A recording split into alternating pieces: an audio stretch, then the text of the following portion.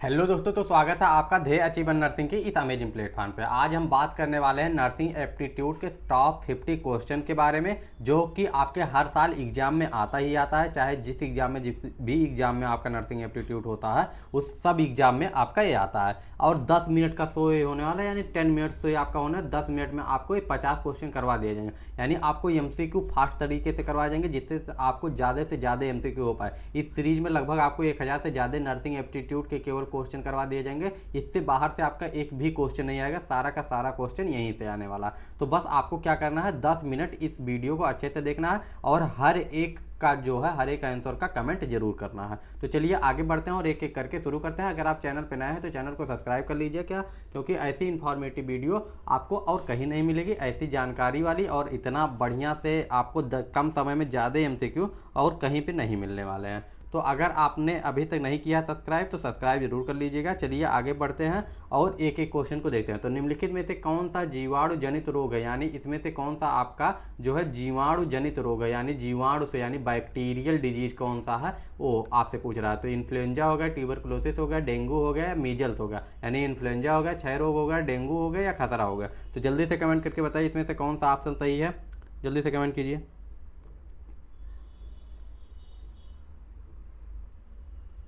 तो कौन सा ऑप्शन आपका सही है। आपका जो है इन्फ्लुएंजा किससे होता है, वायरस से होता है। आपका क्षय रोग जो होता है ये बैक्टीरिया से होता है। डेंगू वायरस से होता है, खसरा भी वायरस से होता है। डेंगू वायरस से होता है, बाकी खसरा का आप लोग कमेंट करके बताएंगे, और इन्फ्लुएंजा का कि इसका कॉजेटिव एजेंट कौन सा, किसके कारण से होता है। आगे बढ़ें।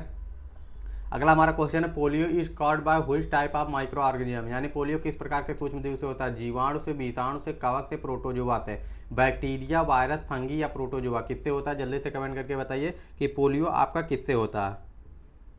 तो पोलियो किससे होता है, पोलियो जो होता है एक वायरस से होता है। वायरस का क्या नाम होता है आपका, पोलियो वायरस। ठीक, पोलियो वायरस इसके नाम होता है। आगे बढ़े। अगला जो हमारा, मलेरिया किस प्रकार के मच्छर से फैलता है, यानी malaria transmitted by which mosquito, Aedes, Culex, Anopheles या फिर आपका सिसेस। यानी आपका किस टाइप के मच्छर से फैलता है, एडीज, क्यूलेक्स, एनाफिलेज या फिर सिसेस। तो जल्दी से कमेंट करके बताइए कि इसमें से कौन सा ऑप्शन सही है। कौन सा ऑप्शन सही है, जल्दी से कमेंट करके बताइए कौन सा ऑप्शन सही है। इसमें हमारा ऑप्शन जो सही है वो सही है हमारा एनाफिलीज से। ठीक, यानी जो आपका मलेरिया हो एनाफिलीज से फैलता है। इसके बाद अगला क्वेश्चन हमारा आ जाता है, निम्नलिखित में से कौन सी बीमारी मच्छर से नहीं फैलती, यानी इनमें से कौन सी बीमारी है जो आपका मच्छर से नहीं फैलता है। जल्दी से कमेंट करके बताइए कि कौन सी बीमारी है आपकी जो मच्छरों से नहीं फैलती है।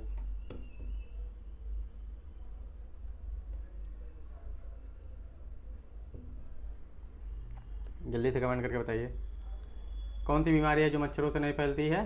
हमारा इसमें से हैजा है जो वो दूषित पानी, दूषित खाना से फैलता है, ना कि मच्छर से फैलता है। बाकी डेंगू हुआ, मलेरिया हुआ, फाइलेरियासिस हुआ, ये सब मच्छर से फैलते हैं। इसके बाद आगे बढ़ते हैं। अगला जो हमारा क्वेश्चन है, अगला है क्षय रोग के लिए कौन सा टीका लगवाया जाता है, यानी which vaccine is used for the tuberculosis, DPT, BCG, OPV या एमएमआर। ठीक, डीपीटी का फुल फॉर्म क्या होता है, डिप्थीरिया टिटनस पर्ट्यूसिस। इसका बीसीजी, बीसीजी आपका जो होता है बैसिलस क्यूरिन, बैसिलस क्यूलेक्स, सॉरी, जो आपका बीसीजी का फुल फॉर्म होता है बैसिलस क्लाइमेटी ग्यूरिन। ठीक, बैसिलस क्लाइमेटी ग्यूरिन। अगर आपको नहीं समझ में आ रहा है तो 1 मिनट हम लिख देते हैं, बैसिलस क्या है, क्लाइमेटी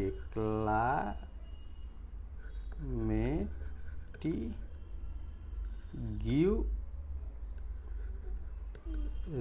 ठीक, क्लाइमेटिक यूरिन बैसिलस। ठीक, ओपीबी का क्या है, oral polio vaccine. DPT, diphtheria tetanus pertussis. MMR का मीजल्स, मम्स, रूबेला। ठीक, तो आपका बीसीजी जो होता है वो आपके किस लिए लगता है, क्षय रोग यानी टीबी के लिए लगता है। नाम से पहले चला, मीजल, मम्स, रूबेला के लिए आपका एमएमआर लगता है। ओपीबी जो है ओरल पोलियो वैक्सीन, और डीपीटी डिप्थीरिया टिटनस पर्ट्यूसिस के लिए लगता है। आगे बढ़े। जर्मन खसरा किस रोग को कहा जाता है, यानी जर्मन खसरा किसको कहा जाता है, which disease is also known as the German measles, खसरा, रूबेला, गाल सूजना या चिकन पॉक्स। जल्दी से कमेंट करके बताइए किसको कहा जाता है जर्मन खसरा।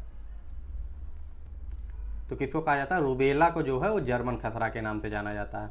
Which of the following is a water borne disease, यानी निम्नलिखित में से कौन सा जल जनित रोग है, यानी जल से होने वाला, दूषित जल से, खराब पानी से आपका होता है, खराब पानी से आपका होता है, जो भी आपका गंदा पानी होता है उससे होता है। तो कौन सा होता है? निम्नलिखित में से कौन सा जल जनित रोग है? हेपेटाइटिस ए, ट्यूबरकुलोसिस, डेंगू या फिर मीजल्स, खसरा। तो हेपेटाइटिस ए है, क्षय रोग है, डेंगू है या खसरा है? जल्दी से कमेंट करके बताइए।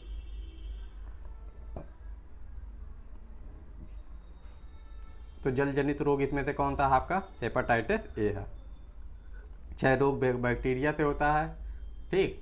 उसके बाद डेंगू आपका मच्छरों से फैलता है, खसरा आपका किससे फैलता है? इसको आप लोग कमेंट करके बताएंगे। खसरा इसके पहले भी पूछा है, अभी भी पूछ रहे हैं।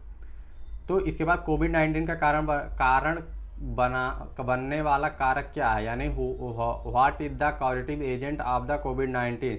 जीवाणु, विषाणु, कवक, परजीवी, यानी what is the causative agent of the कोविड-19? कोविड-19 का कारण बनने वाला कोविड-19 किससे होता है? जीवाणु से होता है, विषाणु से होता है, कवक से होता है, परजीवी से होता है, ठीक। कोविड-19 का वायरस का क्या नाम है? सार्स-2।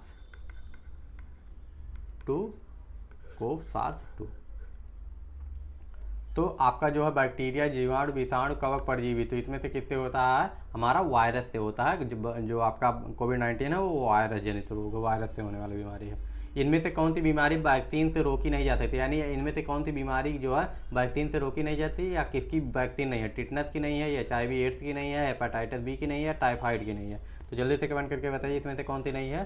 तो आपका टाइफाइड का भी है, टिटनस का भी लगता है, जब मदर गर्भवती होती है तब लोग 2 लगता है, एक लगता है अर्ली प्रेगनेंसी पे, यानी जितना जल्दी पता चले, और सेकंड वाला उसके 2 महीने बाद लगता है। और अगर पहले भी मदर प्रेग्नेंट हुई है, उसको लगा हुआ है, तो बस एक बूस्टर डोज लग जाएगा, अगर 3 साल के अंदर लगा हुआ है तो। इसके बाद में आपका हेपेटाइटिस बी का जैसे जन्म होता है बच्चे को तुरंत लगता है। 3 टीका लगते हैं जन्म के समय, BCG का लगता है, हेपेटाइटिस बी का लगता है, और ओरल पोलियो वैक्सीन OPV लगता है। इतना चीज़ हो गया। अब इसमें से आपका जो HIV है बस इसी का नहीं लगता। टाइफाइड का कब टीका लगता है ये आप लोग कमेंट करके बताएंगे। निम्नलिखित में से कौन सा एक जूनोटिक रोग है? Which one of the following is a zoonotic disease, यानी निम्नलिखित में से कौन सा एक जूनोटिक डिजीज है? जूनोटिक का मतलब क्या होता है? जानवरों से फैलने वाला, ठीक। जानवर से फैलने वाली जो बीमारी होती है उसको जूनोटिक कहते हैं। तो रेबीज हो गया, खसरा हो गया, गाल सूजन हो गया, या इन्फ्लुएंजा हो गया। तो निम्नलिखित में से कौन सा जूनोटिक रोग है आपका? तो रेबीज आप लोगों को सबको पता होगा, कुत्ता बिल्ली के काटने से हो जाता है। इसके बाद में what is the incubation period of measles, यानी खतरे का उष्मायन काल क्या है? इंक्यूबेशन पीरियड का मतलब क्या होता है? इंक्यूबेशन पीरियड का मतलब होता है कोई भी वायरस, बैक्टीरिया या कोई भी रोग जनित कारक जो कि आपके शरीर में घुस रहा है, और वहाँ से लेके जब तक आपका पहला साइन और सिम्टम, लक्षण जब तक नहीं दिखते हैं, उस समय को इंक्यूबेशन पीरियड कहते हैं। जैसे आपका कोरोना का जो इंक्यूबेशन पीरियड था वो 7 से 14 दिन था, इसीलिए 14 दिन तक क्वारंटीन किया जाता था। अगर आपके अंदर कोरोना वायरस है तो अगर उसको लक्षण दिखाना होगा, उसको ग्रो करना होगा, तो 14 दिन के अंदर कर जाएगा। 14 दिन के अंदर आपको लक्षण आ जाएंगे, नहीं तो नहीं। तो यही होता है इंक्यूबेशन पीरियड। खतरे का क्या है? 1 से 2 दिन, या फिर 3 से 5 दिन, 7 से 14 दिन, या फिर 15 से 20 दिन। जल्दी से कमेंट करके बताइए। तो खसरे का कितना होता है? इसका भी 7 से 14 दिन होता है, ठीक।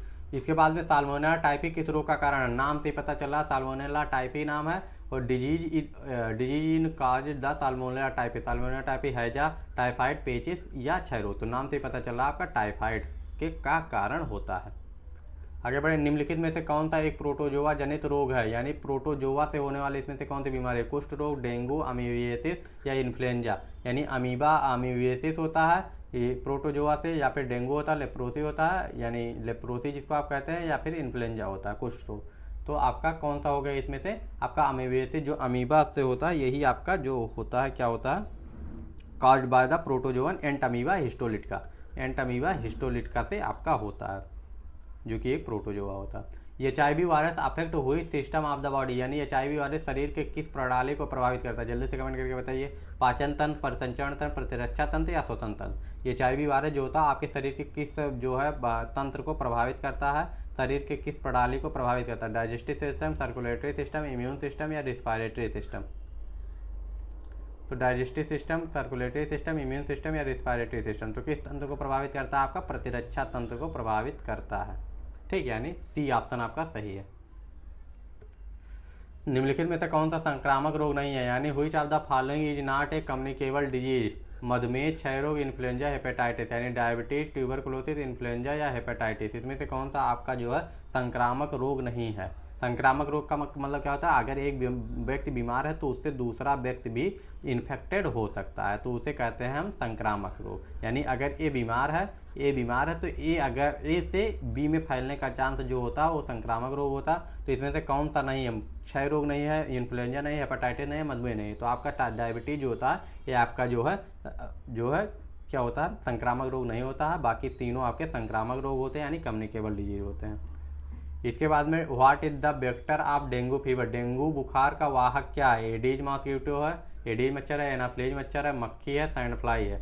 तो आपका डेंगू बुखार का वाहक क्या है, कौन सा मच्छर है, जल्दी से कमेंट करके बताइए कि डेंगू किससे होता है। डेंगू का जो वायरस होता है उसका नाम ही होता है डेंगू वायरस। तो आप लोगों को बताना है डेंगू वायरस से तो होता है, लेकिन ये किसके द्वारा फैलता है, इसका वेक्टर कौन सा है।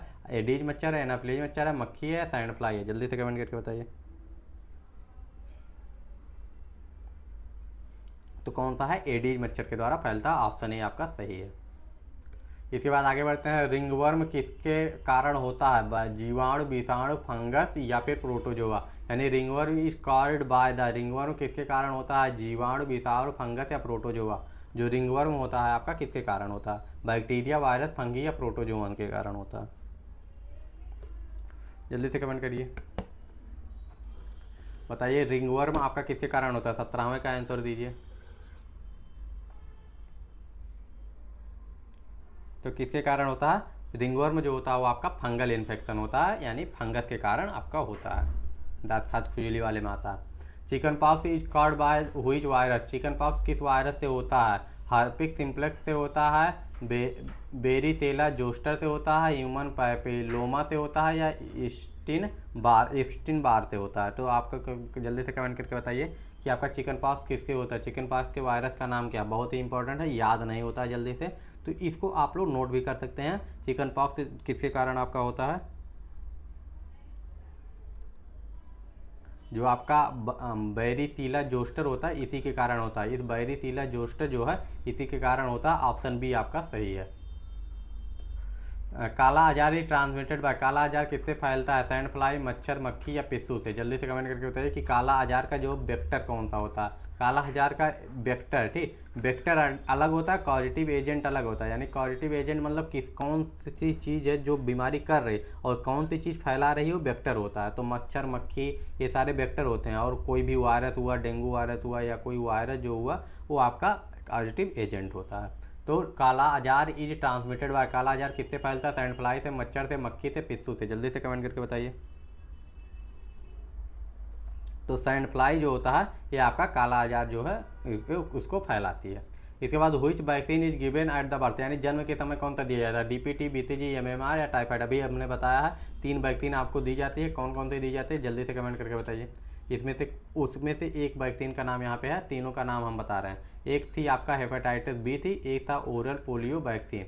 अब एक बचा है जो कि यहाँ पे है, उसको बताइए। तो आपका ऑप्शन कौन सा सही है, बीसीजी। बीसीजी जो है आपको जन्म के समय पे दिया जाता है। एमएमआर जो है ये आपका दिया जाता है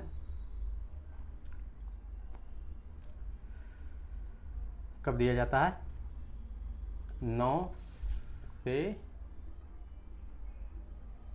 12 मंथ पे एक बार, और एक बार 16 से 24 मंथ पे, इसके बीच में इसको दिया जाता है एमएमआर को। 2 डोज दिया जाता है, जेई यानी जेपलिन इंसेफेलाइटिस और एमआर, एमएमआर नहीं, एमआर ज़्यादातर दिया जाता है, एमएमआर बहुत कम दिया जाता है। हेपेटाइटिस बी शरीर के किस अंग को प्रभावित करता है, यानी अगर आपको हेपेटाइटिस बी हो रहा है तो कौन सा, हृदय, गुर्दा, यकृत, फेफड़ा, कौन सा पार्ट आपको प्रभावित करेगा। तो हेपेटाइटिस बी आपको कौन सा, हेपेटाइटिस बी जो है किस अंग को प्रभावित करता है, हृदय, गुर्दा, यकृत, फेफड़ा, कौन से अंगों को प्रभावित करता है। तो आपके जो है हेपेटाइटिस बी जो है वो लीवर को प्रभावित करता है, यकृत को प्रभावित करता है। आगे बढ़ते हैं, which one is the viral disease, इनमें से कौन सा वायरल बीमारी है, कुष्ठ रोग, क्षय रोग, रेबीज या टाइफाइड। जल्दी से कमेंट करके बताइए कौन सा है। तो आपका क्षय रोग बैक्टीरिया से होता है, ठीक, टाइफाइड किससे होता है, रेबीज किससे होता है, कुष्ठ रोग किससे होता है, इसको आप लोग कमेंट करके बताइए जल्दी से। तो इसमें से आपका जो है रेबीज तो वायरस से हो गया, क्षय रोग बैक्टीरिया से होगा। टाइफाइड किससे होता है, और साल्मोनेला टाइफी जो कि क्या है, एक बैक्टीरिया है। कुष्ठ रोग को आप लोगों को कमेंट करके बताना कि किससे होता है। What is the causative agent of the cholera, यानी हैजा होने का कारण कौन सा है, साल्मोनेला, विब्रियो कॉलेरी, सिगेला या इकोलाई। तो इसमें नॉर्मल से विब्रियो कॉलेरा है। कॉलेरा जो होता है विब्रियो कॉलेरी से ही होता है। तो ऑप्शन बी आपका सही है, नाम से ही पता चल जाता है। Which disease is spread by the contaminated water, दूषित पानी से कौन सी बीमारी फैलती है, रेबीज, हैजा, खतरा या इन्फ्लुएंजा। तो दूषित पानी से क्या फैलता है, हैजा फैलता है, ठीक। इन्फ्लुएंजा और रेबीज जो है इतना नहीं फैलता। रेबीज तो बिल्कुल जो है जानवरों से फैलता है। इन्फ्लुएंजा का चांस रहता है, लेकिन सबसे ज़्यादा चांस जो है हैजा का रहता है। कॉलरा यानी आपका जो हैजा है इससे सबसे ज़्यादा फैलता है। इसके बाद निम्नलिखित में से कौन सा एक वायु जनित रोग है, यानी वायु से में छींकने खांसने से हो सकता है। टाइफाइड, क्षय रोग, डेंगू, हेपेटाइटिस है। तो इसमें से कौन सा ऑप्शन सही है।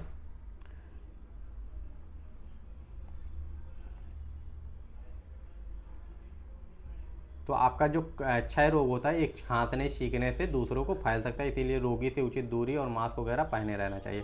क्षय रोग के निदान के लिए कौन सा परीक्षण उपयोगी है, एलाइजा, मेटाक्स परीक्षण, बिडाल परीक्षण या फिर आपका बिडाल टेस्ट। जल्दी से, दोनों एक ही चीज़ हो गई, कोई मतलब नहीं है, लेकिन बताइए जल्दी से। क्षय रोग के निदान के लिए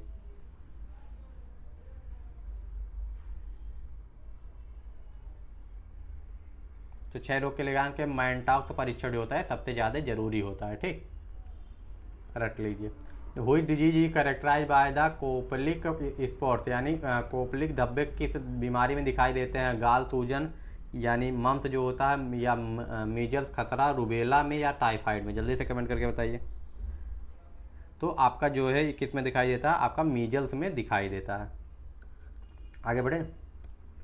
अगला है कुष्ठ रोग को अन्य किस नाम से जाना जाता है, यानी लेप्रोसी को किस नाम से जाना जाता है, हैंसन रोग, कोच रोग, एडिसन्स रोग या विल्सन रोग। तो इसको किसके नाम से जाना जाता है, रख लीजिए, हैंसन्स डिजीज के नाम से जाना जाता है। आगे बढ़ते हैं।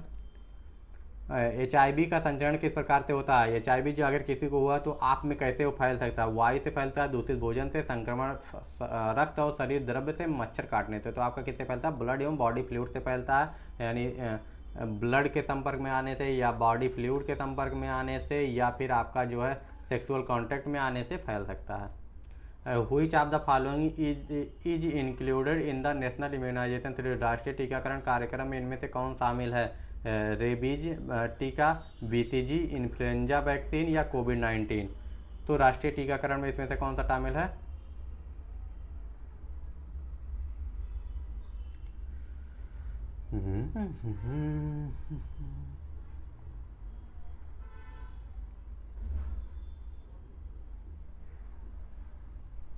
BCG। तो BCG शामिल है। The main symptoms of the rabies is, rabies का मुख्य लक्षण क्या है, डायरिया, हाइड्रोफोबिया यानी जल से भय यानी जल से डर, या फिर स्किन रैशेस या फिर कफ। जल्दी से कमेंट करके बताइए। तो इसमें से आपका रेबीज का मुख्य लक्षण क्या होता है, अगर किसी को रेबीज हो जाता है तो उसको क्या होता है, पानी से डर लगता है, जल से भय लगता है, हाइड्रोफोबिया हो जाता है। फाइलेरियासिस किससे होता है, बैक्टीरिया से होता है, वायरस से होता है या हेलमेंथी यानी क्रीम से होता है या प्रोटोजोवन से होता है। जल्दी से कमेंट करके बताइए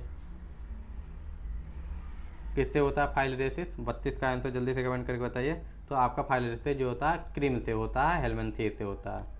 इसके बाद इन्फ्लुएंजा का सामान्य लक्षण क्या है, यानी what is the common symptom of influenza, skin infection, त्वचा संक्रमण, जोड़ों में दर्द यानी जॉइंट पेन हो गया, फीवर एंड कफ, बुखार और खांसी या फिर वोमिटिंग यानी उल्टी। तो इन्फ्लुएंजा का सामान्य लक्षण क्या होने वाला है, इन्फ्लुएंजा का सामान्य लक्षण क्या होता है, अगर किसी को इन्फ्लुएंजा हो जाता है तो उसको क्या लक्षण दिखाई देंगे। 33 का आंसर जल्दी से बताइए। तो उसको क्या होगा, फीवर एंड कफ होगा। इसके बाद में TB बैसिलस की खोज किसने की थी, यानी जो है अलेक्जेंडर फ्लेमिंग ने की थी, रॉबर्ट कोच ने की थी, लुई पास्चर ने की थी, एडवर्ड जेनर ने की थी। तो जो है TB बैसिलस की खोज किसने की थी, जल्दी से कमेंट करके बताइए। रॉबर्ट कोच ने की थी।